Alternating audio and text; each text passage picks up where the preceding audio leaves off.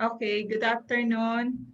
Colleagues, we are recording this session this afternoon because this will be made a reference for the accreditors regarding our policy and extension. After the series of deliberation and almost a year long of consideration of the various sections of the policy on our extension, we have finally come up with I guess, the best version of this document. But we know that there may be a lot of concerns that may have been missed in the coming up of these policies. I have emailed them to you this morning. So I hope you have read that draft this morning, and some more sections and portions were added to it. I will actually show you this afternoon kung ano yung mga salient features of this policy. So we have, number one, we have opted to adopt the name policies and guidelines in place of extension manual, no? So policies and guidelines on extension services of the President Ramon Magsaysay State University.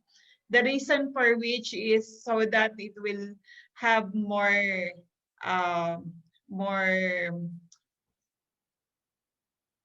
power in terms of how we can be guided by it as um, as we as we will obtain the mandate or the imprimatur of the highest governing body, hopefully, of our university. This will have more force and effect once it is approved. Policies and guidelines on extension services. I have a benchmark for universities using the terms policies and guidelines. And I think this will apply in our case because we want that provisions of the guidelines will standardize our operation in the extension services. It has to be presented to the Board of Regents. But before that, we have to submit it to the Administrative Council. So I will present to you the final version of the guidelines. So walang kukurap po. So ito na po siya. Nasaan nga siya, Nerissa? November. So do you have any comment on the outline? So this is the outline which is also the table of contents of our guidelines. It has a foreword, an acknowledgement, and then the background, which was deliberated to be more concise, and then the detailed history is appended at the last part. So we have for chapter 1, legal framework, chapter 2. So we have actually how many chapters for these guidelines? So we have 6 chapters. So the chapters are the main divisions of this policy. Okay, so the first chapter is about legal framework. So we decided to include this so that we want the document to be one document that will guide everything. It's like a complete tool. It's supposed to be a complete tool for every extension worker. You don't need to go to the library or search or Google to know what the legal framework of your mandate. We have at least 6 legal mandates, and also included in this chapter is the discussion of the sustainable development goals and other basis for extension, which includes also yung Philippine Development Plan as well as. So chapter 2 is about vision, mission, and the university extension frameworks, goals and objectives. So these are subdivided into articles, okay? And I hope you appreciate that this is a product of the consultations that we had, no? These were also submitted for editing by several officials of our and faculty of our university. And then chapter 3, enabling mechanism. So look at how the policy is outlined. So for enabling mechanisms, we have titled it so that we will be reminded that these provisions under this chapter will serve as uh, tools to enable us to do our job in the extension services. So these are the organization and management. And then the next one is crucial because this was missing in our previous extension manual. Current, still current. So Article 6 is about privileges, incentives, and benefits. Okay, a product of deliberation as well as benchmarking from other institutions. And then it has a long list of benefits and incentives. This is to enable our um, forces to have more people, faculty and staff engaged, as well as our students engaging in extension. And then Article 7 is financial management and covers both locally funded activities as well as externally funded activities. Okay. And then chapter 4 is the extension process. So we have arranged this based on the old extension manual. We have come to make a logical flow of the process of extension here. So Article 8 is pertains to planning, needs assessment, and resource appraisal. Here, we included the latest inclusion is, I will show you later kasi hindi nyo na-encounter dun sa the latest inclusion is the process of selection of. Sama kami sa'yo. Sino nagpanda? Okay, the latest inclusion for Article 8 is the process of selection of clientele and community. So here we have specified that there are imperative criteria for considering clients and communities for extension partnerships, as well as the substantive criteria. When imperative criteria are met, so then we can apply the next set of criteria, which we will see later, no? And then Article 9 is about implementation and monitoring.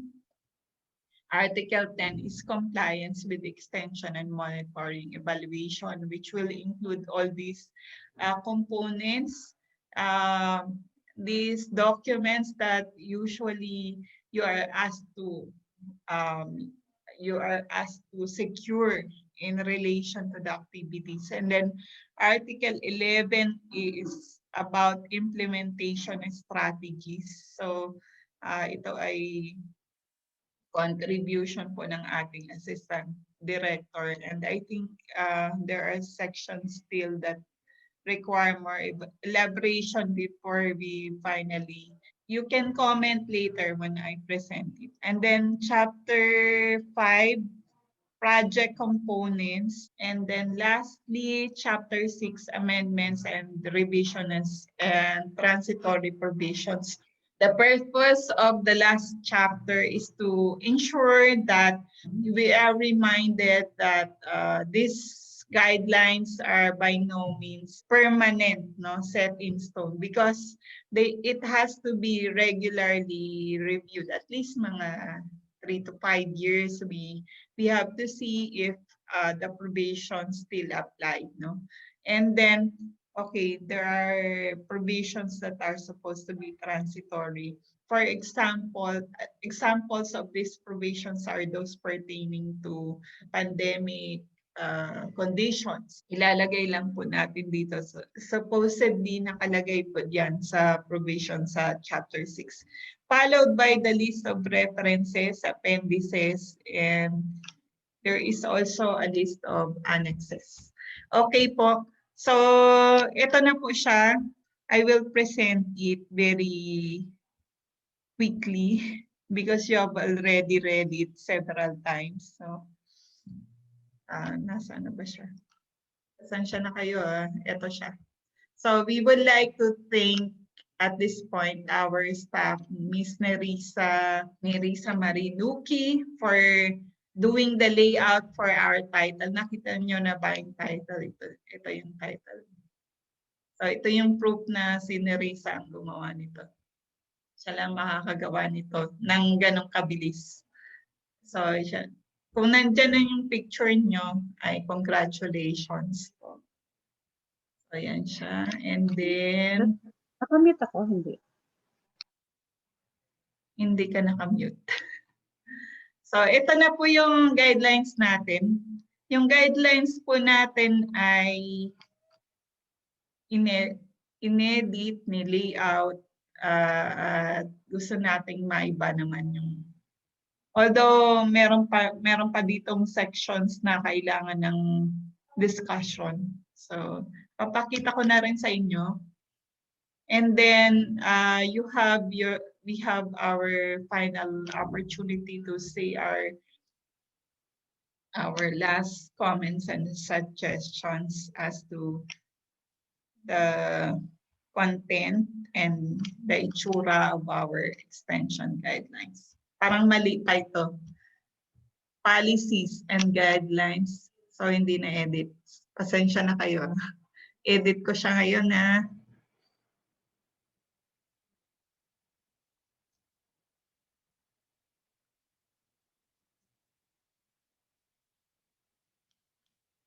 Okay.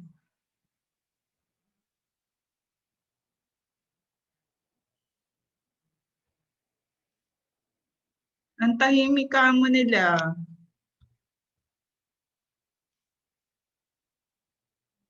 Okay. So, ito na po siya. I-spell out na lang po natin yung PRMSU. Naririnig niyo po ba ako? Okay, this is the background, and then chapter 1. Bali, chapter 1, wag niyo na masyadong tignan kasi aayusin ko pa siya. But essentially, I've already discussed the content of chapter 1. Then chapter 2 is vision, mission, and objectives, goals and objectives, and of course, the extension framework. Dito. Pero essentially, we have already talked about this one. No? Ma'am, this is Ma'am Jo Espiritu's contribution to the guidelines. She also made the discussion of the framework. And then the next part is the extension agenda. Since some of the colleges are undergoing accreditation, and the accreditors are asking for the agenda. This is part of the parameters for accreditation on yung agenda. Napakahalaga nito. This is also the policy or guideline that will help us when we design our extension programs in our respective units. This is a product of the deliberation of the graduate school. As you know, the graduate school is composed of the senior faculty of our university, and there they have spelled out the agenda that represent all the mandates of all the colleges. Kasi kasama yung mga deans sa faculty ng graduate school, if you don't know yet. We have 7 comprehensive agenda, and we will have a more thorough orientation on the content of the guidelines some other time. No? But these are the agenda. And then the goal of extension, enabling mechanisms, as I have already discussed. And then we are still discussing on the modified organizational structure. Hopefully tonight it will be included in the final draft to be presented to our university president. Okay. And then there's a section here on the University Extension Council. Actually, we are supposed to have been meeting as a council, and hopefully we will have a standardized set of procedure or policies as to the regularity of the activities of the University Extension Council. And then the functions, okay, the functions, ito na po siya. Okay, and then ito na yung about privileges and benefits. So nakalagay po dito, nakapag-deliberate na tayo about this. Kung meron po kayong tanong ay pwede pa rin kayong mag-suggest or mag-comment. We have 10 minutes. Okay, so I will have to be quick in this discussion. Tayo sa hiring of personnel, and then this one is a salient, another new provision which is about capability building of extension personnel. And here we have said that extension personnel have to undergo training to capacitate us, no? So the kinds of trainings that will be undergone are listed in this section of the policy. And then, okay. So yung sa privileges, we have a lot here. So hopefully, if this gets approved, we can negotiate for humane, or what can I say? Yung just return for our commitment to extension. And then Article 7 is financial management. So this will hopefully iron out yung confusion about how local funds as well as those funds coming from external funding institutions providing for funds for extension will be managed. Okay, so nakalagay na doon. And then the extension process, ito yung nabanggit ko kanina. So ito po siya. And then the newest addition is the selection of communities and clientele. At yung mga imperative criteria, it has to be stated, although everybody knows this, but of course, for us to standardize nga yung operation natin, we have imperative criteria. That one that it has to be in accordance with the mandates of the proponent unit. And secondly, it has to be part of an approved plan. Okay, hindi tayo hit and miss lang. So we should plan carefully our programs for extension. And then the substantive criteria is used to consider clientele or communities for partnership. And this will will be especially useful when you have several groups of clients and community. Nag-edit pa Sandali lang po. Any comments po? Comments naman kayo. Kanina nag-uusap kami ni Ma'am Jo at alam niya na nahilo ako. Kaya nag-worry siya sa akin. Sabi ko, talagang we have to sacrifice a lot for the university and especially for this policy so that we can have a smoother direction for the future of our extension. And then we have here the processes. We have opted to maintain the old provisions on the processes because they're okay naman. So these ones also are embodied in the documented information procedure of our university. Yung tinatawag nilang ISO procedure. Kapag naging documented information procedure ang procedure, we have to stick to it, and there are mandated documents associated with the processes. So dyan po siya. And then, wow, we have one section here which doesn't have any discussion. So I will just make one. And then Article 9, implementation and monitoring. But the discussion is about monitoring. Okay, and then I think the discussion on the conduct of in-house reviews should also be under this particular chapter. Section 1 is about implementation, protocols, progress, and terminal reports. Okay, that's another DIP. Section 2 is the conduct of in-house reviews. Ito yung Ma'am good afternoon Ma'am BP Bet, So hindi ko pa nalaman kung paano tatanggalin yung editing at saka tatanggalin na natin yung mga comments dito kasi final version na ito. But at the moment, for the information of everybody, this document is being proofread by our Dr. Esme Cabal.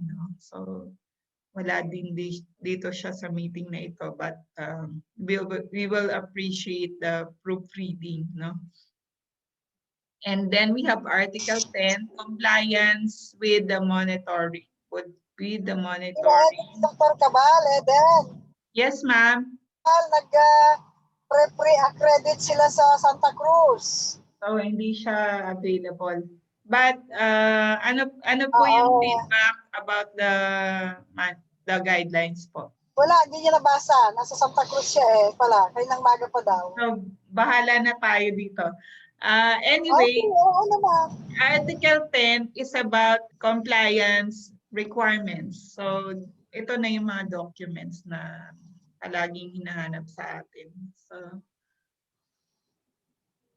and then the second part is about implementation strategies. So at least we have spelled out the specific sections, specific provisions of the policies. And also this particular section will serve as guides for us on how to name the activities that we are doing already. Okay, and then of course section 5 is about convergence, which features different types of convergence, like internal and then convergence with government organization, sectoral, students. Baka mayroon kayong tatanungin sa students. Ang policy natin is that this pertains to partnership with individuals and organized groups of students in the pursuit of extension goals. So we are not requiring students to engage in any extension activities, but this is with organized groups of students who will be partners with us. So, kasi marami namang mga organizations ang mga estudyante. So, and they are also involved in civic activities. So why not? Why not make them partners with the university extension? And then we have community organization, promotion, and online active advocacy, which I think